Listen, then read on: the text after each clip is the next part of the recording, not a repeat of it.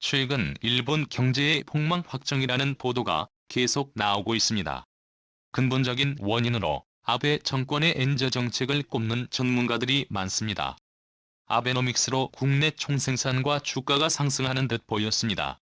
그러나 이면에는 일본 경제와 가계자산의 침체가 장기간 진행되었습니다. 이런 상황이 최근 엔화의 가치가 급격하게 떨어지는 엔저 현상으로 완전히 회복 불가능한 상태가 되었습니다. 일본은행이 적극 개입하기를 바라는 경제 전문가의 의견도 많습니다. 그러나 그동안 아베와 함께 아베노믹스 정책을 뒷받침해온 일본은행이 고집을 피우고 있습니다. 기시다 총리가 긴급히 회동을 요청하는 등 상황이 심상치 않게 돌아가고 있습니다. 현재 일본 국내 경제는 엔화 가치 하락으로 엔화의 구매력 약화가 발생하고 있습니다. 가 바닥인 상황에서 소비자 물가는 인상되고 있으니 돈이 없다는 하소연이 나오는 것입니다. 일본은 금리와 물가 상승과 엔저 현상의 딜레마에 빠져 있습니다. 엔저로 에너지나 식료품의 수입 제품 중심으로 물가가 계속 올라가고 있습니다. 미국과의 금리 차이가 확대되면서 외국 자본이 빠져나가고 있기 때문입니다. 엔화의 가치가 폭락하면서 외국에서 수입하는 에너지 자원의 가격이 폭등하고 있습니다. 전력 생산에 차질이 생겨서 경제 전반에 큰 어려움을 줄 수 있습니다. 니칸 겐다이는 엔화 가치가 달러당 125엔대에 돌입했다. 인 생활은 앞으로 더 고통스러워진다라고 지적했습니다. 일본은행의 이런 정책은 말도 안 된다고 비판한 이 칼럼의 결론은 어디까지 국민을 괴롭힐 생각인가? 동양경제도 한자 기사에서 지금까지 완전히 다른 위험한 엔저 현상이 발생했다고 경고했습니다. 이대로 가면 일본 경제는 파탄으로 가는 길을 완전히 굳히게 된다라는 문장으로 시작하는 분석 기사입니다. 동양경제는 지난 31일 일본은행은 서민이 고통받는 엔저 정책을 즉시 변경해야 한다고 지적한 바 있습니다. 최근 니케이와 CNBC가 시청자를 대상으로 한 기시다 지지 여론조사가 발표된 적이 있습니다. 경제에 관심이 있고 좀 안다는 일본인들의 95.7%가 지지하지 않는다고 대답을 했다는 것입니다. 긴박하게 돌아가는 상황에 기시다는 구로다에게 회담을 요청했습니다. 구로다 하루히코 일본은행 총재는 지난 30일 다 총리와 긴급 회담을 했습니다. 그러나 이 회담에서도 구로다는 아베노믹스 기조가 맞다고 고집을 피웠습니다. 오늘 자일본 언론의 경제 관련 기사에서 제1탑뉴스는 하기유다 고이치 경제산업상이 아베노믹스를 비판했다는 내용입니다. 하기유다는 3일 NHK의 일요토론에 나와서 지난 과거에는 혁신이 없었고 결국 일본의 성장으로 이어지지 않았다는 반성을 한다. 잘 알고 있기 때문에 기시다 내각의 새로운 자본주의에서는 시장에 맡기려고 한다라고 발언했습니다. 그동안 아베와 일심동체로 정권을 함께해온 하기유다의 자금 비판은 충격적으로 받아들여지고 있습니다. 하기보다는 2차 아베 정권의 7년 8개월 동안 총재 특별보좌관 관광부 장관 자민당 간사장 대행 문화관광 장관 등을 역임했습니다. 항상 아베와 함께하면서 대변인 역할까지 해온 충성된 측근입니다. 또한 아베노믹스에 대한 비판을 온몸으로 막아주던 하기유다의 변신에 일본 언론은 기시다에게 붙으려고 하는가? 아니면 아베노믹스의 폐해를 이제 인정하는가라고 묻고 있습니다. 그동안 아베노믹스는 엔화 가치를 떨어뜨려 수출 기업의 이익 확대와 주가 상승을 큰 목표로 만들어 왔습니다. 결국 기업은 엔저에 푹 빠져서 성장으로 이어지는 기술 개발과 투자라는 혁신을 하지 않았다는 비판을 받았습니다. 싼 가격으로 싸구려 제품을 많이 만들어 팔면서 그나마 세계 시장에서 점유율을 유지해온 것입니다. 뉴스위크는 일본 사회의 격차를 가속시키는 심각한 나쁜 엔저 현상이라는 분석 칼럼을 게재했습니다. 특히 아베노믹스의 엔저 정책이 그나마 작동했던 이유는 에너지 가격이 저렴했다고 지적합니다.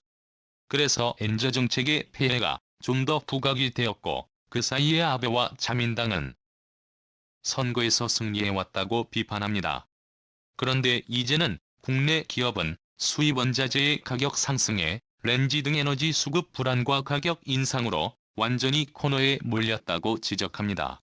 그리고 가계 경제 등 일본 국민들의 생활도 물가 인상과 급여 동결로 완전히 가난한 처지에서 벗어날 기회가 없어졌다고 비판합니다. 특히 아베가 관광이 주요 산업이라는 비극적인 정책에 매달리면서 이제는 일본 국내 경제가 완전히 공동화되었다고 강력 비판했습니다.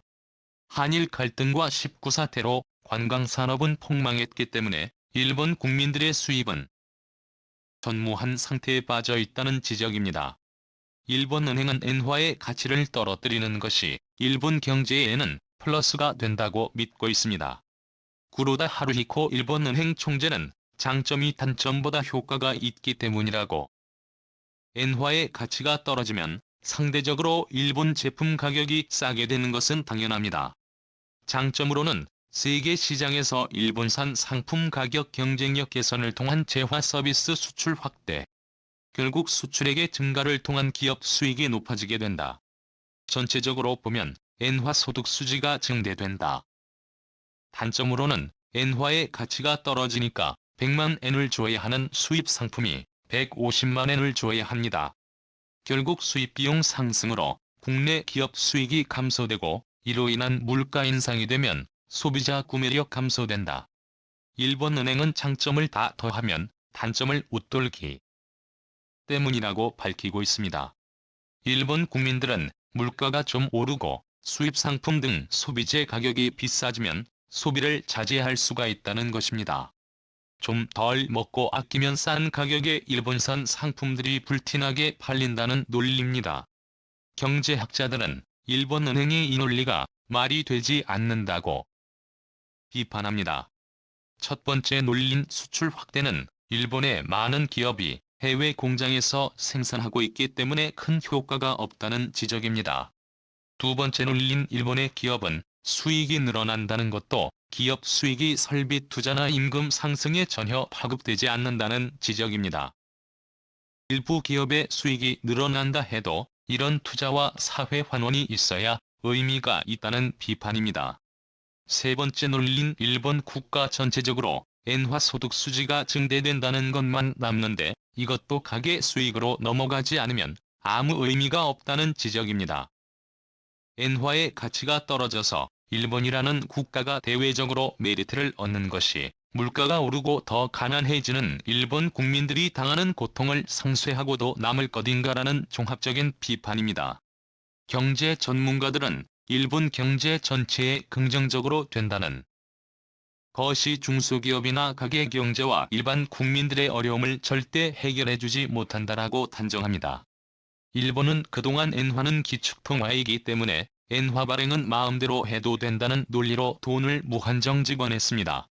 특히 국채도 얼마든지 발행해도 일본은행이 사들이면 된다며 돈을 계속 찍고 돌려왔습니다. 그런데 이제는 계속 가치가 떨어지고 있는 엔화는 누구도 가져가지 않고 있습니다. 이런 상황에 일본 젊은이들 사이에선 최근 오해가 잘하는 은어가 유행하고 있습니다. 이는 최근 일본 경제의 어두운 단면을 보여주고 있습니다.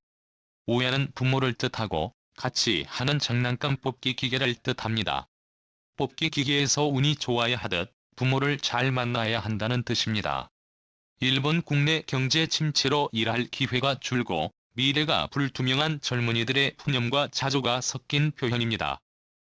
지난 8년 동안 아베가 만들어 놓은 엔저 정책 아베노믹스가 뿌리 깊기 때문에 이제는 회복 불가능합니다. 일본 경제에 대한 우려는 벌써 30년 전부터 있어 왔습니다. 그럼에도 불구하고 큰소리만 친 일본입니다. 그동안 뭘 믿고 세계 최고의 일본을 외치고 살았을까요? 이번 영상은 여기서 마치겠습니다. 시청해주셔서 감사합니다.